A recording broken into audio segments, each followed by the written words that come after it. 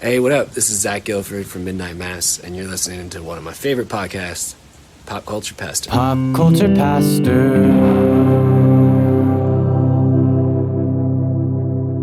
Cody, Kane, do you remember the first time you were exposed to the music library of Michael Bolton? I celebrate the whole library. The man is a genius. So there's a Beck song where they just randomly yell out, Michael Bolton. And so like when that song plays, because I have it on my playlist and Leah's in the car next to me, I just start yelling Michael Bolton obnoxiously loud, and it scares her and startles her. How did she marry you? She's just hashtag blessed. Kane, are you a fan of Michael Bolton? I guess I've been exposed to him musically, but Was he big in New Zealand? yeah, As big as he was here? I think so. Yeah, It was the hair, wasn't it? Oh man, the hair was glorious. yeah. I think he's always kind of been the quintessential meme, though, right? Meme? Yeah, Yeah, I guess so. I mean, there's the whole bit in Office Space that is just amazing. If you've seen Office Space, where one of the characters is also named Michael Bolton. Yeah. And he demands to be called Mike. Or no, he still is called Michael.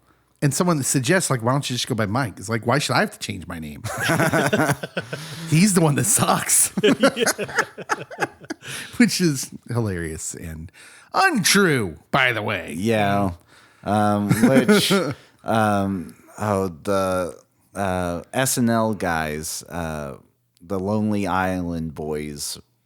That sounds like new SNL, and I don't know anything about that. Andy Samberg. Oh, it's okay. his musical ensemble. They have Michael Bolton on a couple of songs, and like he's dressed up as Johnny Depp from Pirates of the Caribbean. What? That's weird. So I think he plays into it. He knows who he is. Oh yeah, well Michael Bolton can make fun of himself. He's been in like commercials making fun of himself, and like he seems like a good dude. He seems like a fun dude to have around. Why don't we just throw it out there, like Michael Bolton? If you're listening to this podcast right now, why wouldn't you be? We'd love to have you on and talk about what life's like as Michael Bolton.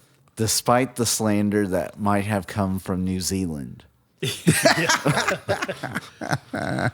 Nah, everyone loves Michael Bolton. Well, surely after so much success, you get to a point where you've got, hopefully, if you've managed it right, you've got so much money, you actually just don't really care anymore. So Right.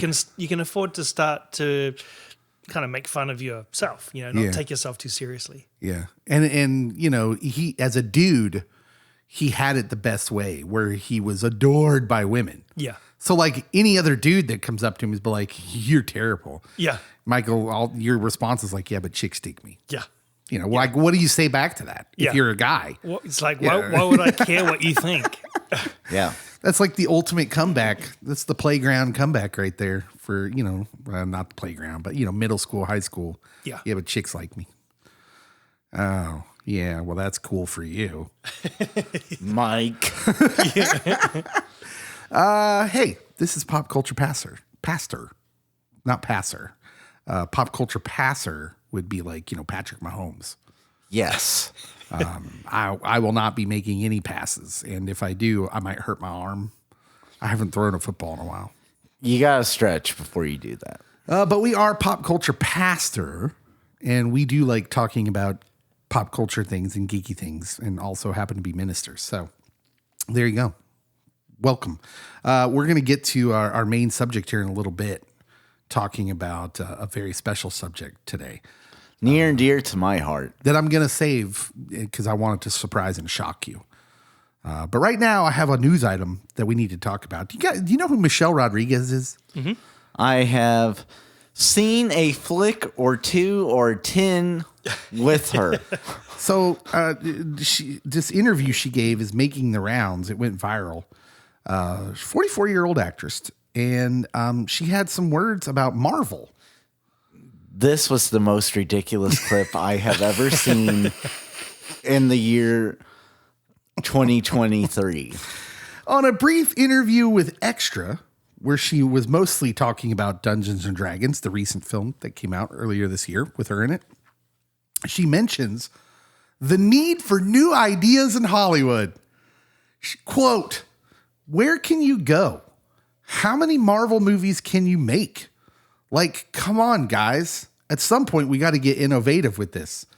When you say innovative, do you mean like Fast X? Is that Fast and Furious 15? Is that... Well, I will say in number 9, they go to space. Now, I will also say that Sharknado had already done that. So you're late to the game. She's in Fast and Furious. And she's been throwing in shade? several of the Fast and Furious, if not all of them. What are we even doing? Why are Michelle Rodriguez and Vin Diesel under the impression that the Fast and Furious movies are high art? Yeah. Vin Diesel, I will give a pass because this is like a passion project for him. Oh, come on. Do you believe that? You're just saying stuff. You don't think it's about money?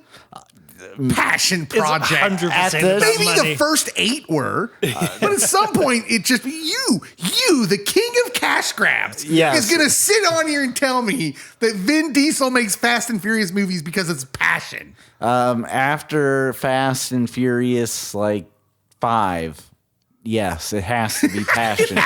He's like, it has to be. It doesn't make sense, I know, but it has to be. It can't be about He cash. already has enough cash. Oh man, Hollywood is wild. Mm-hmm. Hollywood is wild because every day it's like literally. And there's one more point. We could stockpile tons of these articles and interviews where they say some wild stuff. What's your another point? Last but most importantly, family. Yes, for That's sure. why they keep making these movies. For sure. Family, yes. You're absolutely right, Cody. Thank you. Which John- mic drop moment here on the pod early. Let's just shut it down and go home. We're done here. I'm just saying the family now includes John Cena. So, And everyone that's ever been in the movie. Wasn't spoilers, but isn't there like an end credit scene where The Rock's going to come back? Because of course The Rock is coming back. well, after you have a debacle where you try to do a hostile takeover of DC and it fails, you have to do a cash grab. The Rock's coming back to try and change the what was the hierarchy of the Fast and movies. Furious Vin's not movies. down with that. Vin's gonna do something crazy. This is why they got in a fight the first time, right? Yeah, because Rock spun off and did his own franchise. Oh, that's right. Him and Statham did their own movie, right? Mm-hmm. And that ruined the family dynamic. Did it though? It did. Oh man, that's a sad story. Who is watching these movies? I think I ask this every time we talk about Fast and Furious, but who's watching these movies? I don't know anybody that likes them. So my wife watched religiously up through 7, because 7 was the goodbye to Paul Walker. And then I have a friend that keeps watching them, and then I had to watch number 9 with him when I went and visited him in Salina, and You're a good friend. I know. That's like Hall of Fame friendship. I would do it for you too. Yeah. I would make you watch something really obscure and I'd be like, well, you can come over, but we got to watch Purple Rain with Prince. I have seen that a few too many times already. Really? You've seen Purple Rain? Yeah. Weird. That's not a movie that a lot of people, I feel like, really actually saw. They heard the soundtrack. So VH1 and VH1 Classic would just show those. I forget you grew up with cable. Yeah, I grew up with cable and MTV quit playing music. Yeah. So you're really familiar with Morris Day and the Time. Mm-hmm. Yeah. You're not just familiar with them from the Kevin Smith, reverence of them in his movies. Yeah. You've actually seen Purple Rain, Jungle Love, OEOEO. Yes. I miss Morris Day and the Time. I live my whole life by. Okay. All right. That was a good intro. We going to do something we haven't done in a long time now. We have some questions piling up. No, actually, they weren't piling up because we hadn't asked in a long time. And They were just piled up on listeners' hearts. We put a post out there we're going to do a lobby segment and ask us questions. And man, in 24 hours, we got a ton of questions. I'm so ready for this one. We just keep getting more and more listeners, and they want to be engaged, and this is awesome. Part of the show. Yeah, so thank you all for you had questions. We can't. There's no way we can get to all of them. But Just maybe. try to stop me. We'll keep trying. Hey, we're heading out to the lobby to answer listener questions. We'll be right back. Welcome to the lobby.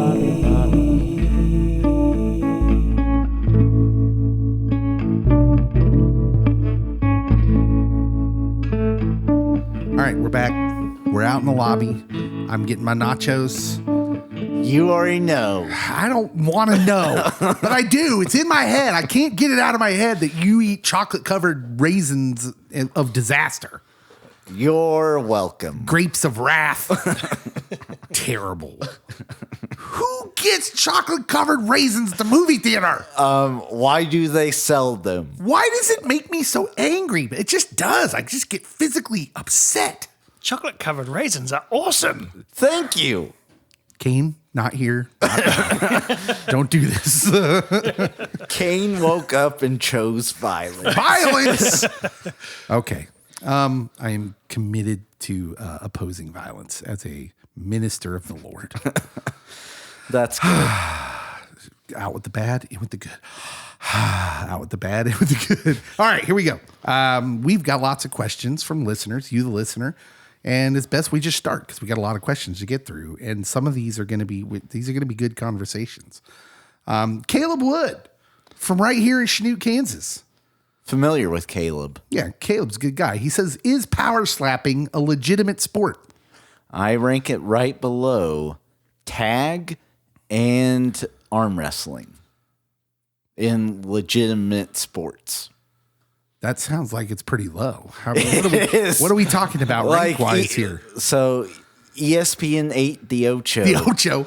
I feel that's what power slapping should be on because, I mean, part of it is like you got to have good hand-eye coordination and strength to like slap someone. But the biggest part is like, how many slaps can you take? And I'm all about like stopping the CTE. So I have it very low on my rung of legitimate sports. You don't want to glorify it. I don't want to glorify it. And also I don't think there's a whole lot of athleticism to it. What? Again, Those are athletes, sir.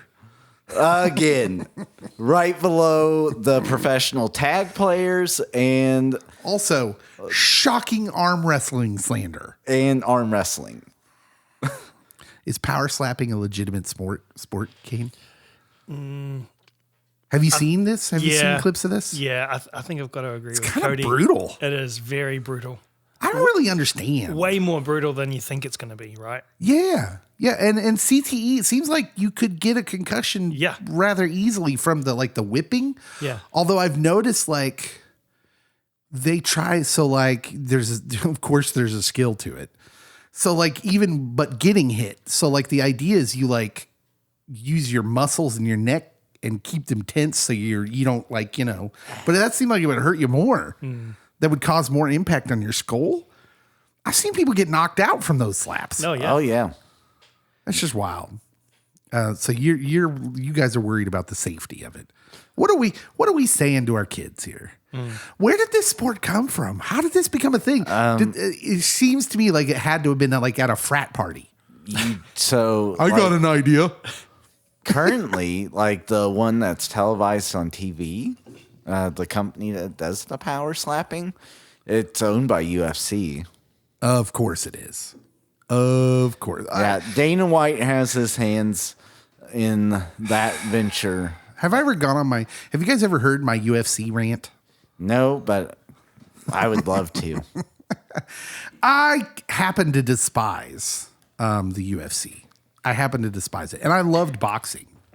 I believe boxing is the sweet science, as it's called, referred to. And I believe that there's a strategy to it and that people that are good at it, it's not necessarily about beating someone to a pulp. It's more about how you move, how you protect yourself, how you guard yourself, how you can take a punch, as Rocky said, and keep moving forward. So like there's all this science to it. And I find that UFC is just like fancy bar fighting. You know what I mean by fancy bar fighting? Like, so when you would like, I know you guys didn't because you grew up loving Jesus, but I did not. And so I saw a lot of, fights in adult venues and they're just, anything goes. I lived it through watching Roadhouse. You lived it you learned everything you need to know from Patrick Swayze. Yes. Be nice. When someone's coming at you, be nice. Don't eat until the it's time breath to mints not be nice. in the restroom. So yeah, like UFC is just that, but with trained fighters, in my opinion, right? Because like that's why you don't have undefeated UFC fighters, at least not for very long, because all it takes is one shot, one hit, and someone's incapacitated. Which I also don't like watching that. There's when I was growing up and watching boxing and loved boxing, there is a thrill slash sickness, almost disgust with a knockout. I am thrilled by the knockout, but also disgusted and feel immense empathy for the person knocked out. Like, because that's not something you feel like it's not something you're not supposed to see. Mm-hmm. That's not supposed to happen. And I'm not supposed to take joy out of it, right? So I don't remember which church father, but one of the early guys, like Roman Coliseum, he would watch the gladiator battles. Yeah. And he talked about the conflict that it would bring up within him. Yeah. Yeah. That's a good connection. That's what I'm here for. That's how I feel. And then so boxing was borderline on that for me anyways, even though I liked it. UFC is just something else. That goes into gladiatorial combat for me. I just don't like it. I don't like watching it. And I wonder how more people don't get seriously hurt. Probably because they're so well trained. They are. But I bet when you go down the ranks to the ones that we don't see on TV, the minor league people, I bet there's injuries and stuff all the time. Some nasty cauliflower ear. Anyways, what I'm saying is no. Power slapping is not a legitimate sport. It was probably a bunch of frat boys who said, I have an idea. Well, I should hit you, and then you should hit me. You get a free hit, bro. Free hit, bro. Free hit. That's definitely how that started. And therefore, because it was started by frat boys, can never be legitimate. And then Dave finds out they did it in the original Olympic Games millennia ago. Nothing against my fraternity brothers, but anyways, all right. Okay, so this is from Will Montgomery from California. Okay. That's where he's living. Sweet. What do you think of the new Harry Potter reboot? Is it too soon? Is it a quote unquote cash grab? He's reaching for your my verbiage. Yeah. Or will it just enhance the allure of the wizarding world? I'll let you guys. Kane, are you a Harry Potter guy? Are you kids into it? Yeah, kind of. So is this like a modern reboot, or are you talking about? Yeah. So what they've announced recently is that HBO is going to do a series based on the books, what the movies were based on, but this will be series, and like each season will be one book, if I'm remembering that all right. Mm-hmm. Right. So they're redoing the movies as a series. Yes. Okay. I guess they could probably do more character development. Mm-hmm. Okay, yeah. I'd be interested to see what it's like, because one thing about any book that's turned into a movie is you can't fit everything in. So things have got to be rewritten so it makes sense, and you got to leave a whole bunch of stuff out. So I think it's probably half cash grabbing, half let's see what we can do with Yeah. a longer format. It's. I will say, and just to add to that, I have heard people who are fans because I'm just casual. I've seen the movies because my wife liked them and my daughters liked it. So I'm not really into it, but I know people who are big fans say they left a lot of the book stuff out of the movies that they would have liked to have seen. Yeah. So they're kind of cautiously optimistic. So I will say I grew up as the books are being released. Read the first 5 before the movies came out. Oh wow, you're a real fan. I didn't know that. And so I don't think this is a cash grab. I mean, they're definitely out to make some money. Don't get me wrong on that. Well, of but course. Yeah. I think, like you said, there's so much that's left out of the movies because each book is a whole year of school for Harold. And like,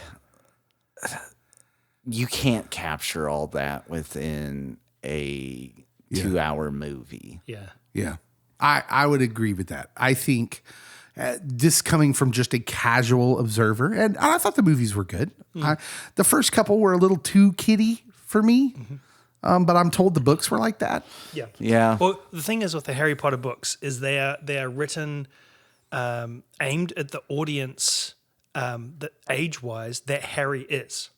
Okay, So that makes sense. So the earlier books are absolutely directed towards more younger kids.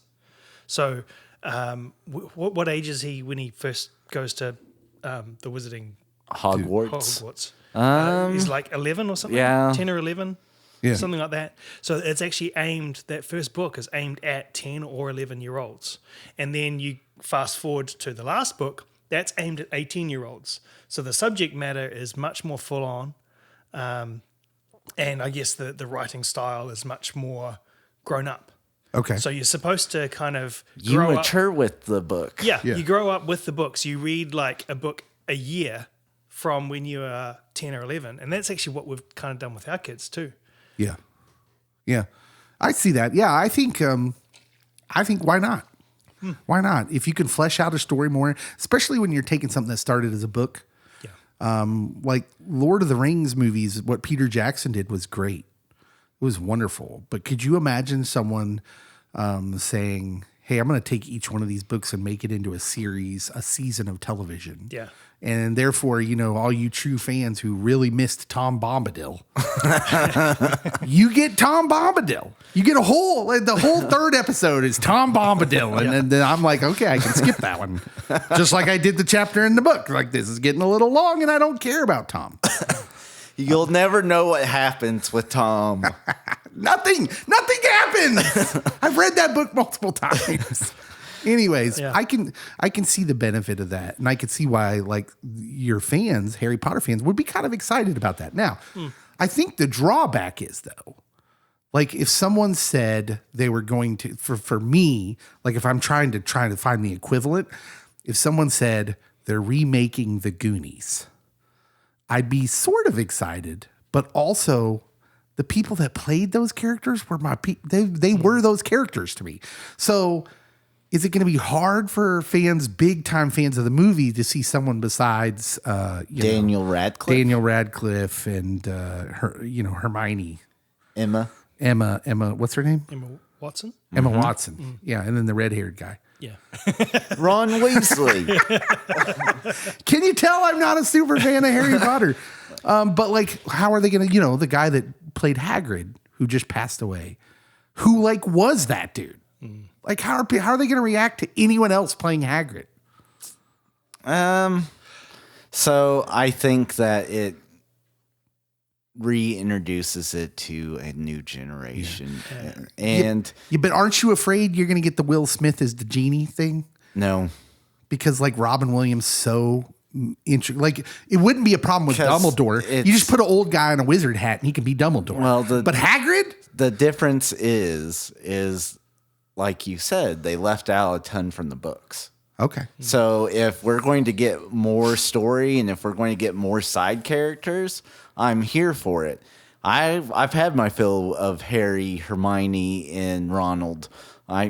Okay. we can move on to other wizards on the grounds because there's other people and there's some cool side stories that weren't discussed.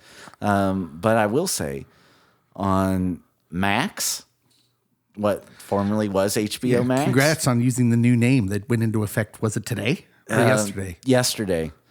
So I went there, and you can click on the Wizarding World because they have like what universes you want to watch, like Discovery or DC or whatever. And I clicked Wizarding World, and then they have it broke up by sections. Like, are you a Gryffindor person? You'll the houses. Yeah, the houses, and you'll like this movie or this TV show, and they list out like 20. So they had playlists, Yes. depending on what you would like if you were, like a Hufflepuff.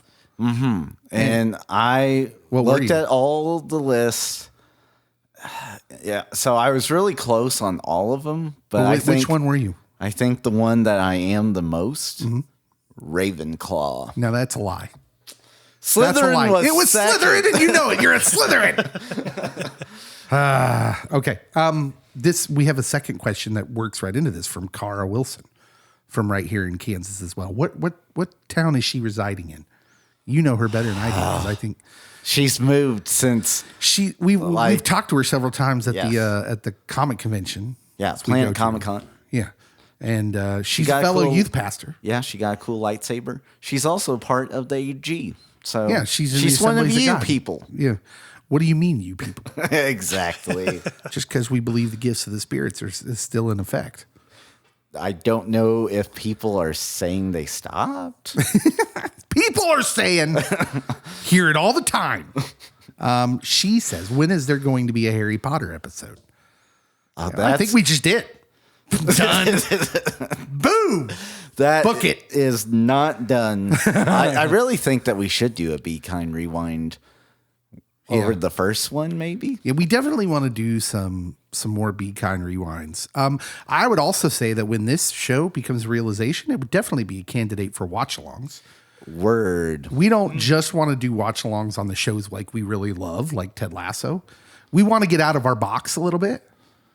I am saying no to Yo Gabba Gabba. Is that still a thing? I don't know. I'm just saying no now. I mean, yeah, we're not going to do watch-alongs with the new Blippi YouTube video. Like, yeah, Blippi was there, and hey, he really likes you. He's really into you. It's cool. It is. And he teaches you things, and yeah. Anyways, yeah, Cara, we want to do one. By the way, if anyone has ideas for episodes, please tell us what you want us to talk about. And if you say the new Justified, you become my new best friend. Okay, right. We might do that. I'm doing a is that coming shameless out, plug. Is that coming out as bingeable? No. It's coming out in a weekly thing. Yeah. It's too bad Secret Invasion will already be on. Ew.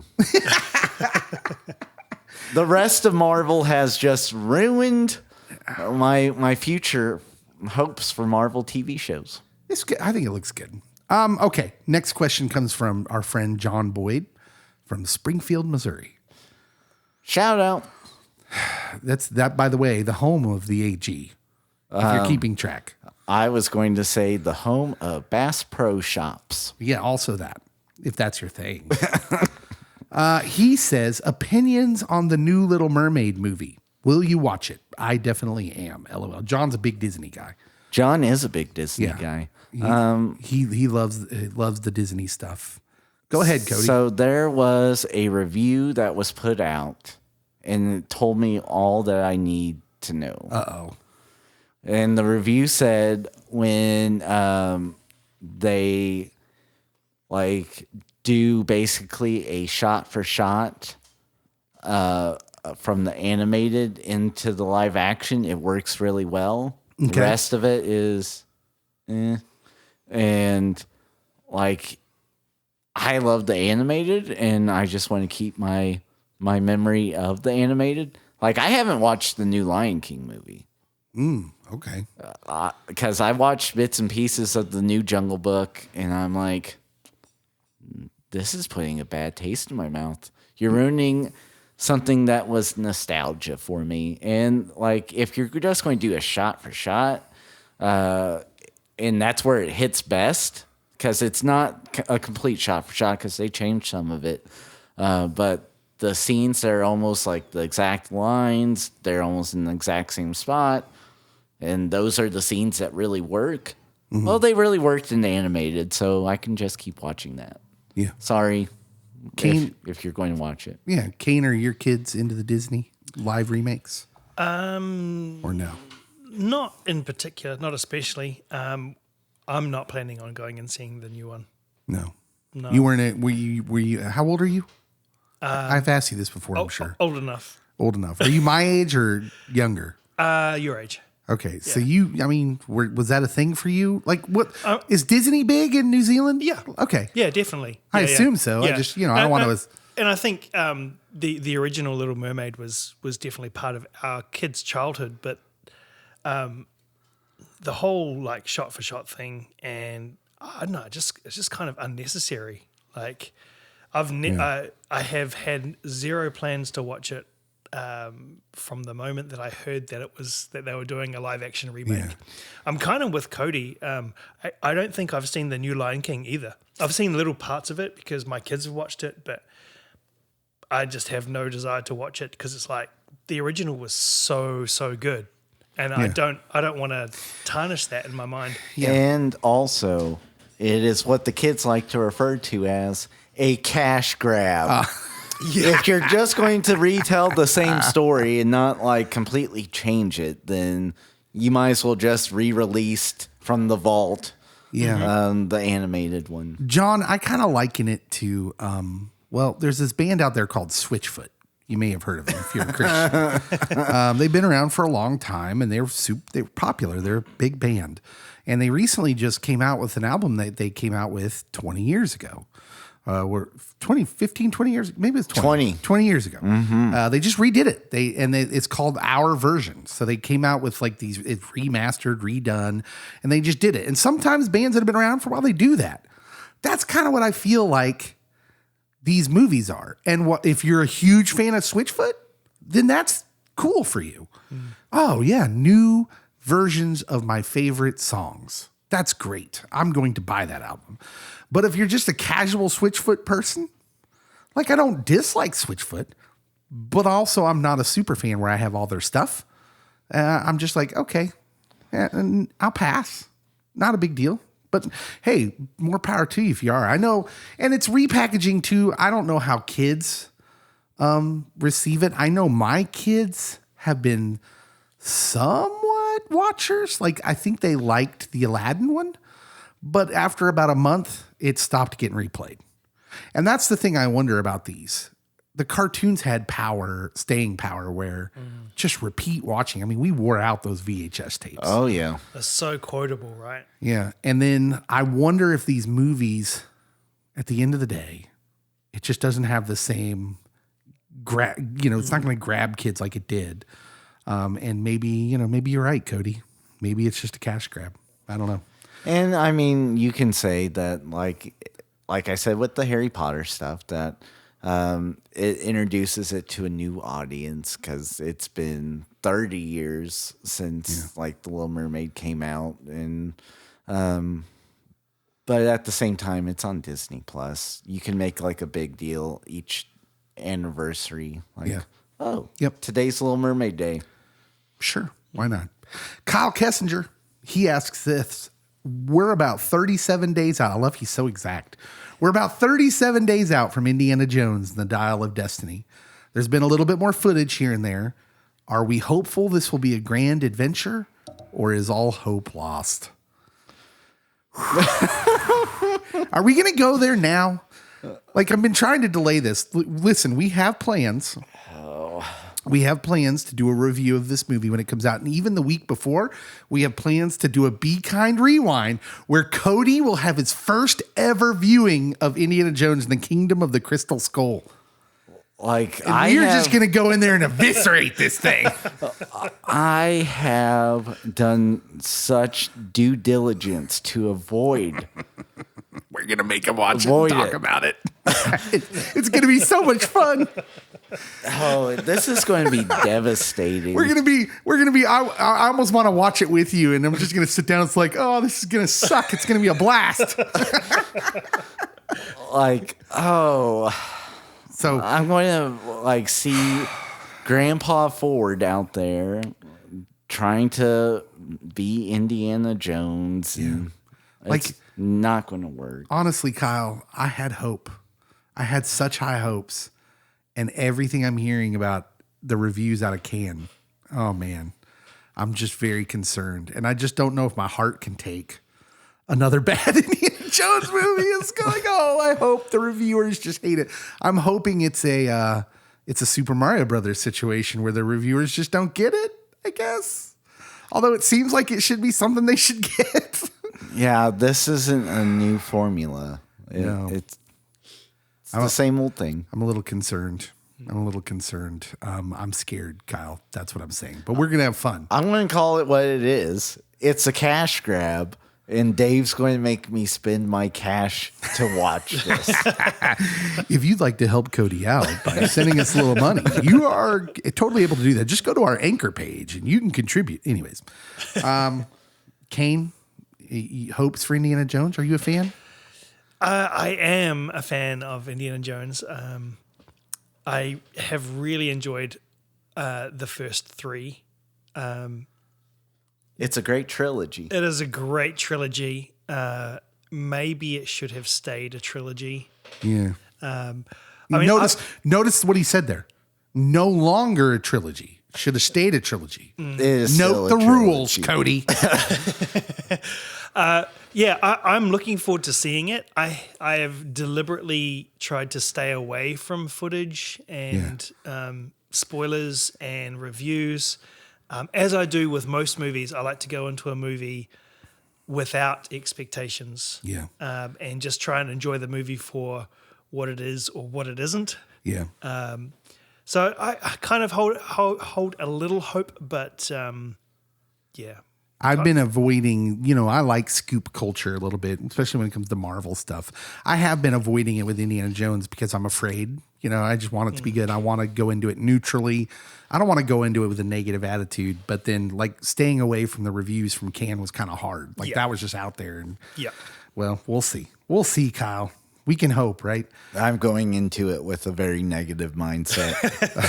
Jason Giesemann, fellow geek of the round table. If Kang has to be recast, who do you choose to play him from here on out? Ooh. Well, Denzel's kid would be a good choice. What's his name? John Michael? No? No. I'm terrible with names now. You know that. Help me out. Well, He was in your movie you liked, your Yes. Chris Nolan. Tenet. He was in Tenet. John Michael Montgomery. That's it's a country John singer. David. John Washington. David Washington. I was close. I pretty much had it. It's pretty much right. I mean, you missed the name that's the same as your name. Oh, yeah. Yeah, it is. Don't make me feel bad. He's not huge yet, which is why I think he'd be a good choice. And did you see the trailer for his new movie this week, Creator? Oh, yeah, that looks legit. Looks phenomenal. And I told Cody it's like one of the best trailers I've seen in a while. It really looks that good. It looks like a sci-fi movie a la like a 2001 A Space Odyssey, like a really kind of deep kind of sci-fi. But cool. Yeah, that was Maybe good. with some biblical undertones. Maybe, I don't know. We could just give the movies back to Taika Waititi and cast Dave Chappelle. Why not? Let's just go crazy. Let's just go absurd with it. I don't know, man. John David's a good one. What if you just went Denzel? What if you went with an older Kang? I think that'd be kind of cool. Denzel. Yeah, let's go. He would save the Marvel universe single-handedly. He recently turned down. They offered him Galactus, which apparently they're offering everybody. They're going to offer it to Kane next. He's going to be a Kiwi Galactus. Hello. Hi guys, I'm about to take over the universe. I'm the devourer of worlds. I'm the devourer of worlds. So if you could kindly just submit, and everything will be great. Thanks. Yes, sign me up. Yes. I don't know. You have any names you want to throw out there? I would have said the dude they got to play Wonder Man, but now he's playing Wonder Man. I don't remember his name either. So since it is like alternative universes and timelines, do not say the dude who played the High Evolutionary. no. Okay. Michael B. Jordan. Killmonger is dead. He already played a character in the Marvel Universe. You say that, but other people have done that and they have come back. Other people, like who? The DC Universe? I'm not trying to do what they do. No, like I know someone has played multiple characters they're in Marvel. they're like background characters. The Eternals, that lady had been in Again, Captain Marvel with and under a bunch of makeup. No one even knew it was her. I did. Yep. Cody! One of these days, I'm just going to throw my computer at you. Okay. David Allen from Florida, he asks this. This is our last one, by the way. By the way, thank you for sticking around with us with our extra long lobby segment. We had a lot of questions. We thought, why not? David Allen asks, in the Super Mario Brothers movie, do you think all the franchises, Zelda, Metroid, Star Fox, etc., exist on the same world, or is it a multiverse kind of situation? I feel it's in the same universe. Yeah, that's what I wanted to say. Especially with Star Fox. Different planets. Because Star Fox is like in his own little galaxy. But I feel Zelda is on a different planet. Yeah. Hyrule could be a planet. Yeah. They never really say. They never specify, do they? Just a land. Yeah, and Link is everywhere, I feel. Like, he's just like, oh, we're going to... That seemed very spiritual. It was. Kane, have you seen the Super Mario Brothers movie? I have not seen it yet. I'm looking forward to seeing it, but not yet. It's really good. It'll be out on streaming soon. Yeah. It's wonderful. It was wonderful. Very, very nostalgic. Hits all the right buttons for those that like to play the games. I don't know. I kind of feel like the way they should go with a sequel, because I've heard people say, oh, do the universe now, the Nintendo universe, and the next movie should be a standalone Zelda movie. And I'm like, nah. You know what I think would be really cool? Have the Mario Brothers get accidentally transported to these other places where they can take part in the story. Give us a little something different. Like, it's not that I don't think a Zelda movie would be good, but you started it off with the base characters in this universe. Now send them as the fish out of water into the Zeldaverse, right? Or the Star Fox universe or Metroid. So I learned something about Mario the other day. Excuse me. Do you want to know what it is? Yeah, sure. So Mario appears in Donkey Kong. And In the original Donkey Yes, Kong? yes. Yeah, dude. No, listen. Listen. That was the thing you found. No, I owned the original Donkey Kong on Game Boy. I'm sorry. I'm interrupting. Yes. So Nintendo wanted to make a Popeye video game, but they couldn't afford the rights to Popeye. And so they substituted in all these characters that were going to be Popeye characters. And then Mario becomes Mario, who's a plumber, and Princess So Peach Donkey Kong was Bluto? Mm-hmm. Wow. Peach was all Peaches, olive oil. Peaches, yeah. Oh, that's amazing. So That's amazing. I know. And then you're like, you just learned that this was Mario appeared in Donkey Kong. No, I own it. Like, I could bring in the cartridge. Yeah. But we're not a video podcast, so it would be useless. That would be pointless. That would be just pointless. All right. We spent enough time out in the lobby. Thank you, everybody, for your questions. If we didn't read your question, we'll get to it on a future show, hopefully. But that was about as many as we could fit in there. When we come back, the main topic of this podcast, Mystery topic. Stay tuned.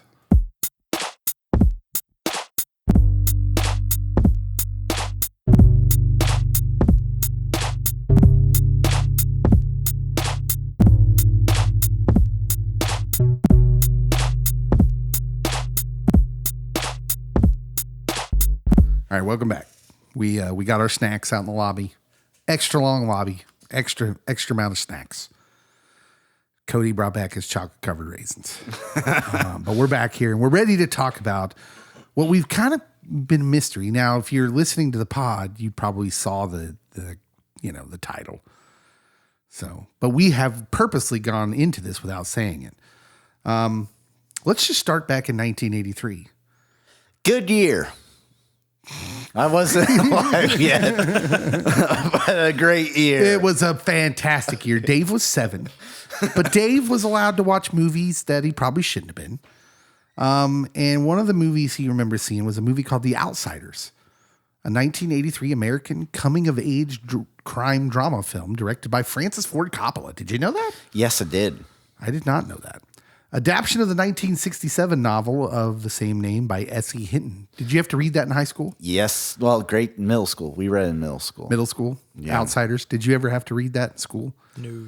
What were the kind of... Side note, what do they make you read in New Zealand school?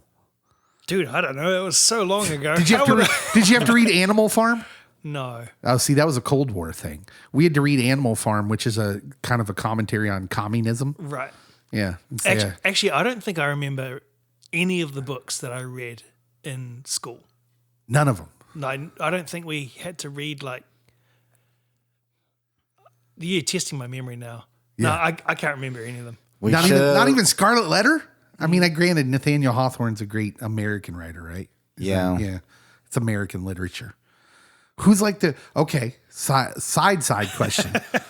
Who's like the most celebrated writer in the history of New Zealand? I don't know. And why is it J.R.R. Tolkien?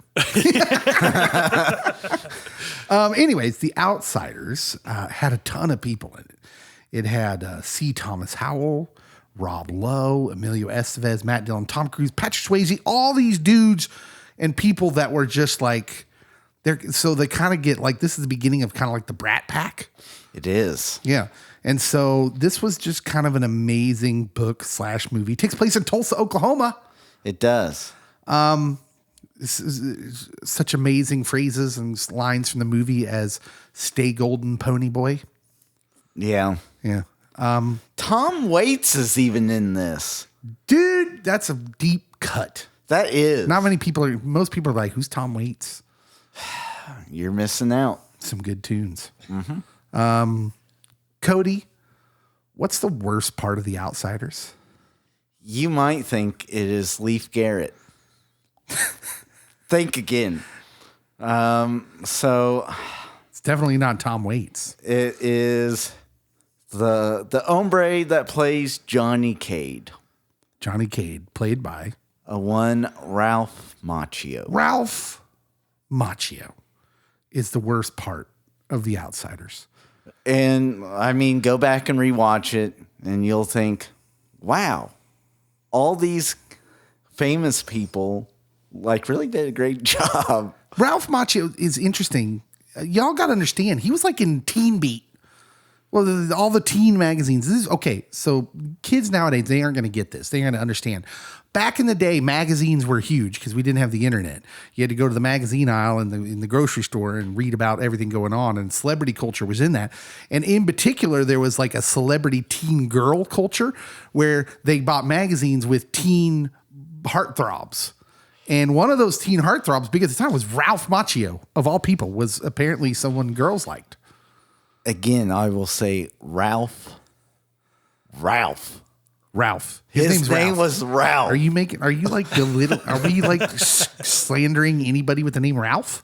No, but like, Do you know anybody with the name Ralph? I do, but they're older than you are.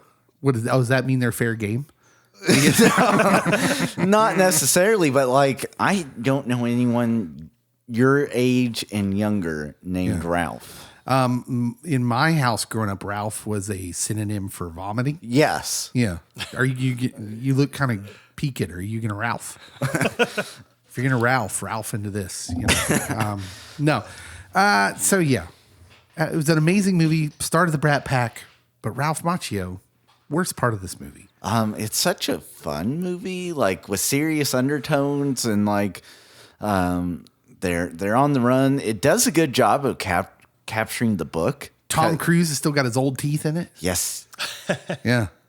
Even though like his new teeth are not like centered. I don't like thinking about that because once you see it, you can't unsee it, and I can't stop looking at it. Like I've got ADD, but I'm pretty sure I've been locked into a picture of Tom Cruise without being able to blink for a good 40 minutes. Like, what is happening here? That tooth is right in the middle of his mouth. Spoilers. I think it's a Scientology thing.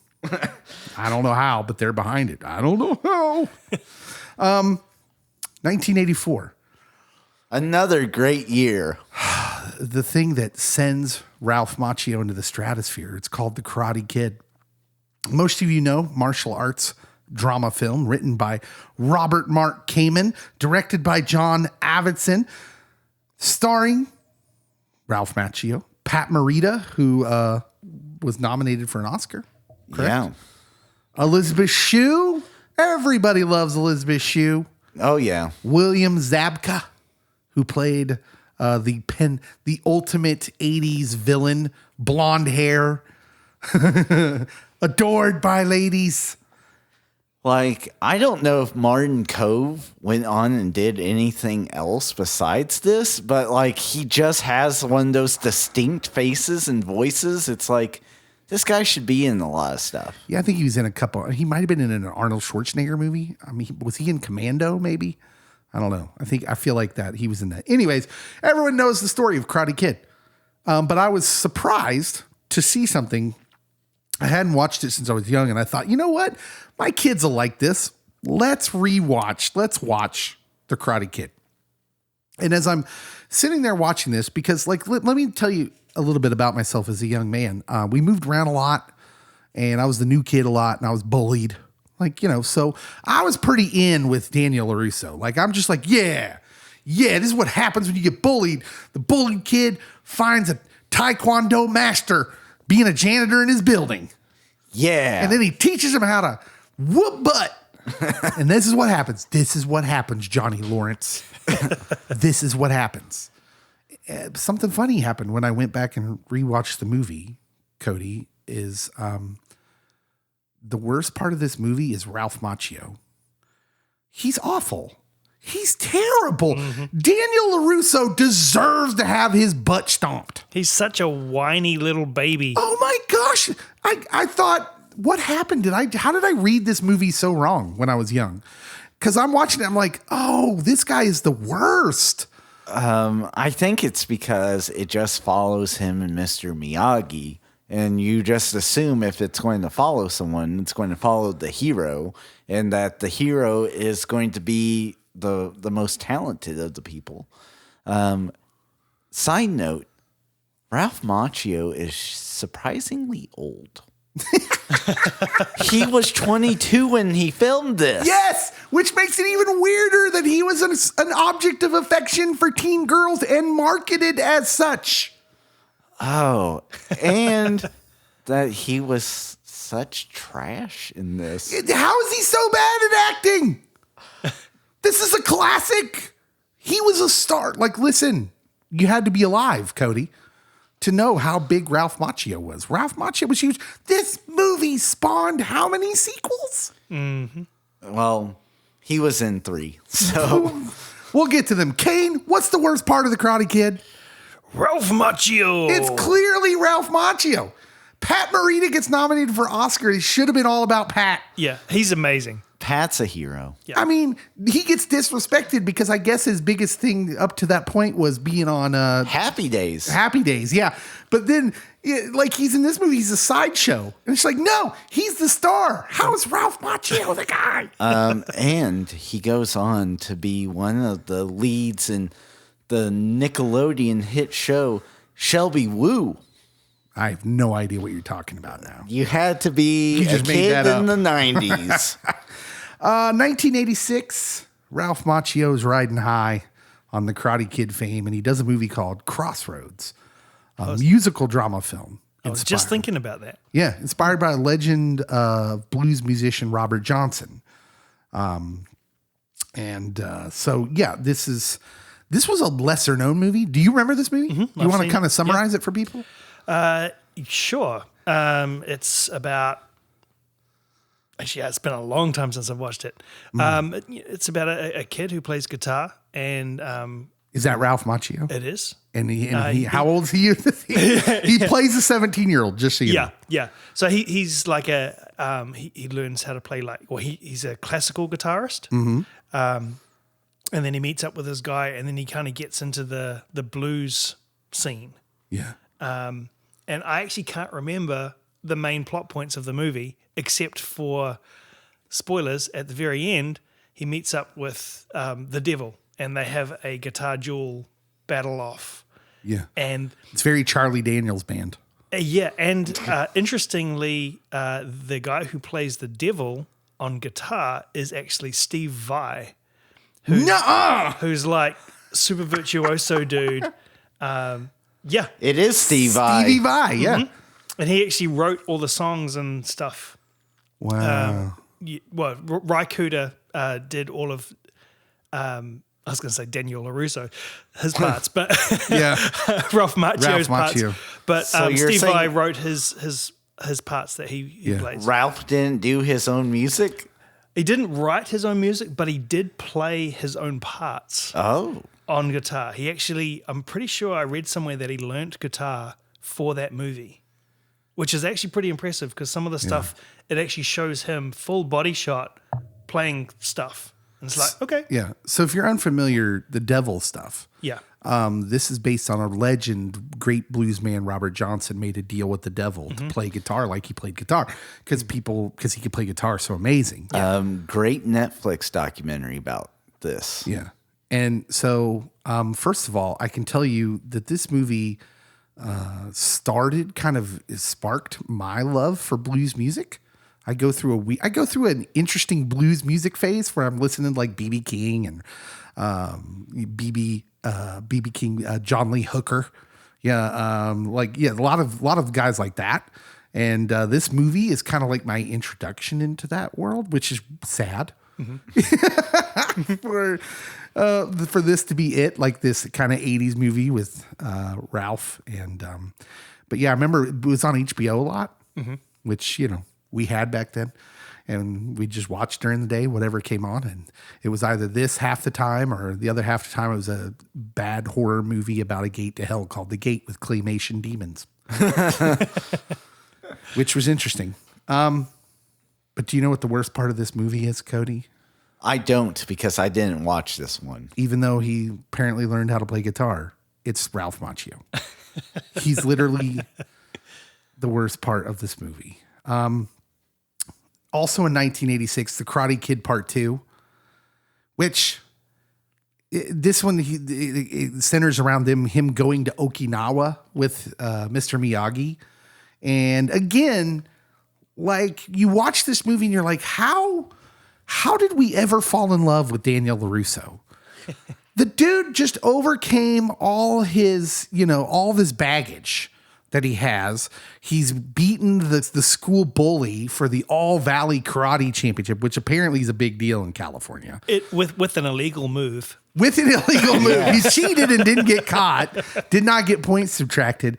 And then he goes to Okinawa, and it's like he reverts. He's back to the same dude. He's whiny. Yeah. He's like, bro, get over yourself. Like, what is happening here? Why? Is Karate Kid, is this series of movies like the only series of movies where the hero is super unlikable? What happened? So I will say, like growing up, my parents told me like, oh, Daniel LaRusso's the worst. I love that your parents knew. Like, this is not a good role model. And I'm like, you don't get it. They got it. You don't get it. They got it. There is something very Gen X about Daniel LaRusso. Like it takes, so I'm of that generation, Gen X. And there is something about that generation where it took us a long time to get past our whiny woe is us stage. I'll say that about Gen X. Like, did we have a lot of hurdles and pitfalls? Sure. But it took us way too long to get over them. because mom and dad weren't around, right?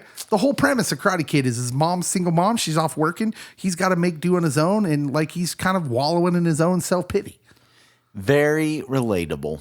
Yeah. And so he's kind of a punk who most people, like if he was around him, would have wanted to punch him. He basically starts it with the rival karate gang. He does start it. I know. He absolutely starts it. But we're talking about Karate Kid 2 now. Yeah. Where he just, takes a vacation to Okinawa and decides he's going to fall in love with a local. This was like, look, this is spelled out pretty well in a movie called The Great Outdoors. Yes. Where like, oh, you're on vacation from the city and you're just going to pick me out as the local girl who you're going to fall in love with. Like, there's something really selfish about that. Poor Elizabeth Shue. Elizabeth Shue's not even, he's cast away here. She's cast off. She's moved on to bigger and better things. And good for her. Yes. Good for her, as we'll find out in Cobra Kai. Cody, what's the worst part about Karate Kid 2? It's still Ralph Macchio. Still Ralph Macchio. 1992. We're going into the 90s now. Cody's actually alive. I am alive. Woo-hoo. My Cousin Vinny. Comedy film directed by Jonathan Lynn, written by Daryl Launer, produced by Paul Schiff. It stars the great Joe Pesci. Oh, I love this movie so much. Marissa Tomei, the great Marissa Tomei. I think she qualifies for a great now. Yeah. Bruce McGill, Lane Smith. The final film appearance of Fred Gwynn, more aptly known as Herman Munster. Yes. Or the old man from Pet Sematary. Nobody remembers him as that. You don't go down that road. This movie made $64 million, a budget of $11 million. And basically, these college students get accused of robbing and killing someone. A couple of Utes. Two Utes. Two Utes. I mean, how good is Joe Pesci in this movie? So good. I gotta see where is the awards in this, because like there were awards. Does Marissa Tomei win an Oscar for this? She should win all the awards. She should. Here we go. 5 wins, 6 total nominations. Marissa Tomei, Best Actress in a Supporting Role winner. Joe Pesci wins an American Comedy Award for Funniest Actor in a Motion Picture. Most Promising Actress, Marissa Tomei, Chicago Film Critics Association. And Marissa Tomei also won the MTV Movie Award that year for Best Breakthrough Performance. But yeah, Best Actress in a supporting role. This movie's a hit. It is. This movie's huge. And it is on like every Sunday on TNT and TBS. Oh, and when I flip by this, which isn't a thing I do anymore because we don't have channels that you just flip through. But when I did, and this movie was on, that's a stop.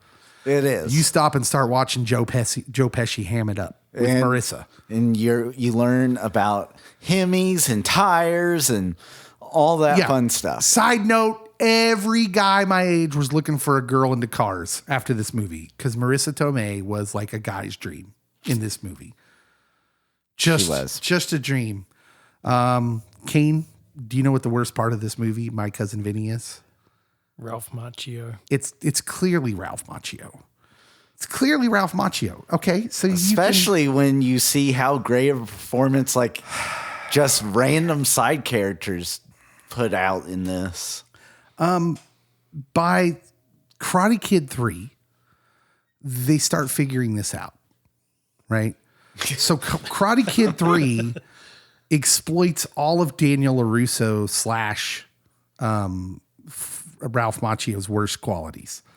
His short temper, his often irrational decision-making, and the bad guy in Karate Kid 3 preys on the underlying frustrations Daniel San has with Mr. Miyagi, which, why would he have any problems with the way Mr. Miyagi teaches at this point? Yeah. What? Why? How ungrateful? Like, seriously. Danny knew nothing. He sells him out and joins Cobra Kai. What a selfish little whiny baby. He joins Cobra Kai. And somehow, some way, Ralph Macchio is the worst part about Karate Kid 3. Which was the worst of the Karate Kids. Oh, yeah, with him. by With- far. yeah, with- By far. Do they get but- better or worse after they're not him anymore? I don't know. You lose Pat Morita too, so it's like, Yeah. oh, well, he's in one more, right? Yeah. He's he in the was- new Karate Kid with the red-haired girl. Hillary Swank. Was it her? Was it Hillary Swank? Yep. Yep. Oh, right. The red-haired girl, the one I'm thinking of was Ralph Macchio's new girlfriend in 3, Yeah, it was. Yeah. which he doesn't deserve. And actually, if I'm remembering that right, that is who's married to Ryan Reynolds? Blake Lively. That was Blake Lively's sister, Robin Lively. Interesting trivia. Okay, now And that was another girl I was in love with at that age. What can I tell you? you are correct. Robin Lively. Yeah, she was great. She was his girlfriend he didn't deserve in part 3. He literally got outacted by Blake Lively's sister, who no one remembered being in There will be existence. no Robin Lively slander on this podcast. Cody, I put up with a lot of contrarianism, and that's where it ends right there. There will be no Robin Lively slander. She deserves all the awards and deserved a better career. Although she is in Christian movies now. Did you know that? Hey, She was in some Christian movie. I can't remember recently. I can't remember because I was all right. I was like, yay, we got Robin. So they start figuring this out. And so he shows up in Entourage. Do you remember the show Entourage? I do. Entourage, Kane, did you watch Entourage? I did not. I remember it, but Yeah. I remember seeing it around, but I didn't ever watch it. Everybody thinks better of you that you didn't, right? Admitting you watched Entourage is like the Scarlet Letter. Because looking back on it now, it's terrible. It's terrible. It's nothing but these dudes flaunting their fame to try and, get conquests with ladies. And that's like what the whole show is about. They're not nice people. But then Ralph Macchio shows up playing himself. And he's awful. He makes these dudes look like saints. And like, it's maybe the best performance that Ralph Macchio has ever given. And you still hate him. He's still the worst. Did you watch these, Cody? So it was ending about like the time that I could start watching it. And so I saw 2 episodes and that was it. So I did not get to see Ralph Macchio it up. He shows up in How I Met Your Mother in the 182nd episode called The Bro Mitzvah. If you're familiar with that show, it kind of centers around Barney. And Barney is having a bachelor party. And they bring in, they invite Ralph Macchio because Barney he said he wanted to meet the hero of the Karate Kid. That's right. And then so they get Ralph Macchio to show up, and Barney gets super mad because the hero in his book is Johnny Lawrence, not Ralph Macchio. Yeah. and it turns out Barney's right. He's not that far off. I mean, I'll go Mr. Miyagi being the hero, but Johnny Lawrence is a close second. So it seems like Ralph Macchio starts to get in on the joke, and the creators of these things start to get on a joke. He makes 2 appearances in your show. My show. Your show, Psych. Oh yeah. He's in Psych too. I can't remember if he's played as a good guy. I think he's a decent guy in that one. I don't know does he play himself? No, he doesn't. No, yeah. So he's okay, but I guarantee you the worst part of those episodes was Ralph. I can just guarantee because it was Psych, man. The 2 dudes, that were on Psych, they were awesome together. Sean and Gus. Sean and Gus, yeah, they were great. Psych's an underrated show. Then Cobra Kai comes along, which kind of reinvents the way to continue these stories, right? And they do something really genius, which is if you've watched Cobra Kai, Daniel LaRusso sucks. So his intentions are good sometimes, but he's clearly like this dude who's kind of, his life has just gone great and he kind of gets lost. You know, when things are going good, they say when things are going good, you never learn anything. And he's got this going on. Like he's sort of hopelessly like kind of blind, like to the way he's acting and the way he is. His kids are kind of brats. Kinda, they are. So I waited like till the second season came out because I'm like, this can't be good. And it was pretty good. Yeah, it was but pretty inventive. I like, was Ralph Macchio always this bad at acting? And so then I like went through his IMDb and like here over the past couple of years, I've watched most of these movies and I'm like, ew, like you're not good, Johnny, in The Outsiders. Like, and it just keeps going. And The Karate Kid 1, 2, and 3. And My Cousin Vinny, I knew he was the worst part when I was a kid, just because they didn't give him much dialogue, and there's a reason for it. I feel bad slandering Ralph Macchio, but I will say he has a great agent. I mean, his filmography is unbelievable. He's in all of these classics. He was adored by teenage girls. Like, this dude, maybe Crossroads was built somewhat on truth, I guess. I don't know. Because he's in everything. And yet, here's Cobra Kai. Highly successful reinvention of material that exists.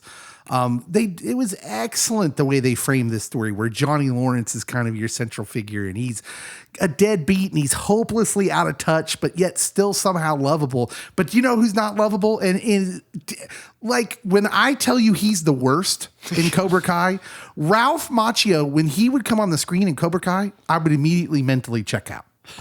I'm like, I just don't care. I don't care about this character, and I can't decide whether it's the character's terrible, which he is. Daniel LaRusso is not likable in any sort of way, or I'm kind of torn between like Ralph Macchio is not a very good actor. Like, is that it? So it seems like post like 92, the big roles don't go Ralph's way. Well, because he looks like he's 12. But poor guy. Like, he can't play a 17-year-old karate, dojo guy forever. You can play a 21-year-old forever. He almost could. Which, I mean, we say this, but Michael J. Fox had the same thing going for him, that he looked way younger than he actually was. Yeah, but he eventually does Spin City, and he has roles. And if it wouldn't be for his sickness, he'd still be acting today. Which, what is it? Curb Your Enthusiasm? Yeah. That he gets the guest and he shakes up a can of soda and hands it to the guy that created Seinfeld, and then he opens it and explodes in his face, and he's like, "Did you do that on purpose?" And he's like, "I have Parkinson's." So he made a joke about it. Because Michael J. Fox is a brilliant actor. Yeah. Lovable. And so lovable. So likable. Even as Alex P. Keaton, who you should not like, you end up liking him. What? Wait, why shouldn't we like Alex P. Keaton? He's a Republican. He's the hero of that story. He's all about the capitalism, baby. He loved Ronnie Ray guns. He did. Okay. Lest you think we're worried about our pastoral sensibilities, I don't want to just dump on Ralph Macchio. The truth is his movies have brought me lots of joy. Oh yeah, and I'm thinking about all these roles he's in and the people he plays and the way he acts it. And I have a question for you: is Ralph Macchio actually brilliant? Think about the nuance in the Daniel LaRusso character that I didn't get when I was younger. To me, he was the hero of the story. But then you grow up and you see, oh man, this dude is super flawed. And it's acted sort of geniusly. Is it sort of brilliant? Is there any part of you that thinks that might be a possibility? That maybe Ralph Macchio is just the guy that got away because he didn't look the part for producers? Is there any part of you that is okay with that? Cody is really struggling. Like, so in statistics, anything less than 5% is an outlier. And I'm in outlier territory on it's geniusly acted. I'm not going to say he's the worst of all time. He might just be the Cary Grant of our time that we didn't take advantage of. I will say that he's been in some great films.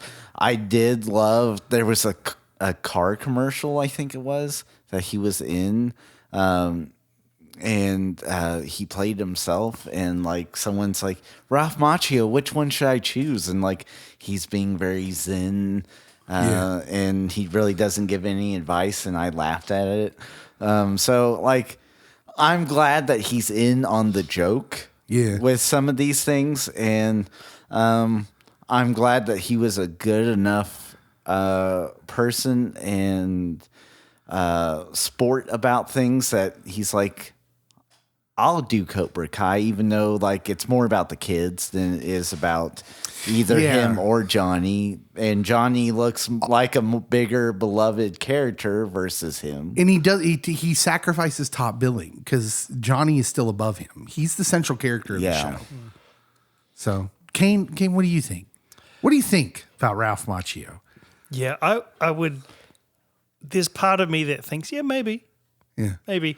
I know with Cobra Kai, one thing I appreciated was the relationship that develops between Daniel LaRusso and Johnny Lawrence, and how the script really plays on that. And we grew up thinking that Daniel LaRusso was the hero when we saw these movies as a kid. Yeah. And then now we kind of see it from Johnny's point of view, and we realize actually he's not really the hero. He is more of a whiny little baby, and Johnny just is a victim of his circumstance. Yeah. Well, even moreover, they're just all broken. Yeah. It's the nuance that I didn't notice. Yeah. Is that, there is no good guy and bad guy here. Yeah.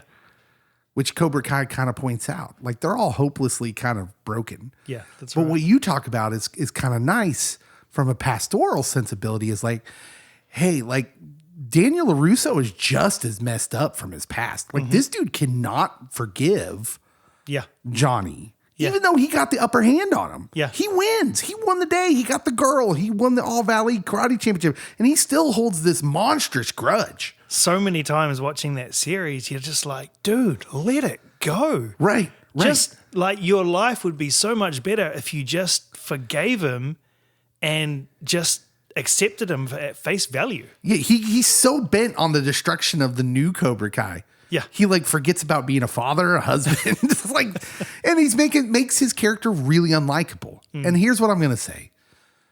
To turn us away from the Ralph Macchio slander. I actually think what he's done with the character is sort of cool. Because not many, like, look, we talk about The Rock, who actually has it in his contract that he has to win all the fights. Like, what? He can't take the last punch. Like, think about the ego and the pride wrapped up in that you can't even appear to be a loser in a fake pretend story. Like, and here's Ralph Macchio, who, like, let's sympathize with him for a minute. It must have been pretty hard to be a part of some of the biggest movies in the 80s and early 90s, and then just lose your chance at being an actor because of the way you looked.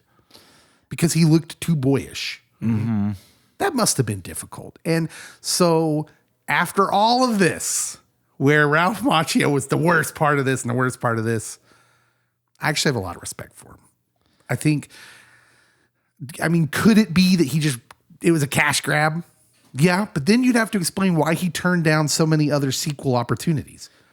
Are you aware that somebody pitched him a Karate Kid sequel where you found out that Daniel LaRusso and Rocky Balboa were related? And it's centered on their kids? That would have been bananas. And I would have watched it just for the train wreck it would have been. I would have totally watched it. Somewhere Jackson Chauncey is having convulsions.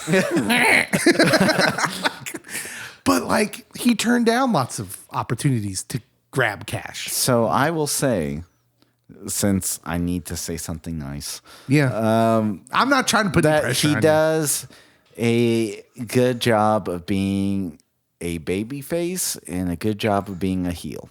Like, he can do both. Yeah. Like, he might not be a master at either, but he's a jack of all trades. I would like to personally invite Ralph Macchio onto the pod to tell us, like, to talk to us about what it was like, doing this. And being like this guy who a teen heartthrob turns in his into 20s. a heel, man. Like he does. He turns into a heel. He turns into the worst part of all the movies.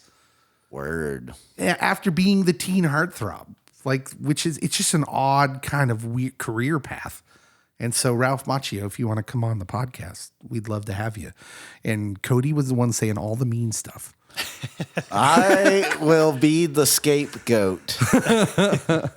All right. What do you think, dear listener? Where do these Ralph Macchio movies sit in your consciousness? What was your least favorite part of Ralph Macchio movies? Or Cobra Kai? Do you enjoy Cobra Kai? We've never really talked about that much on this pod, but it's something that I've watched and enjoyed, even if it does get a little ridiculous after season 2. Yeah, I stopped after season 2. Yeah. Anyways. We adore you. We think it's kind of crazy that anybody listens to this.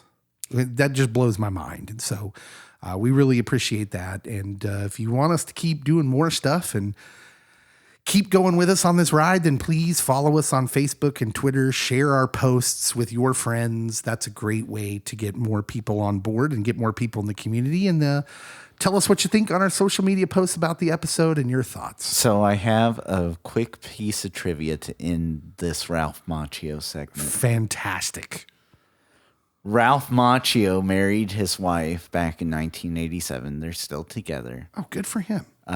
But they got married on April 5th, which is my birthday, but I was born in 89. So no way. It all comes full circle. Full circle. Ralph Macchio and I celebrate an important date together. Wow. It's good stuff. All right. We're at the end. Blood, sweat. Hit the music. Pop culture faster.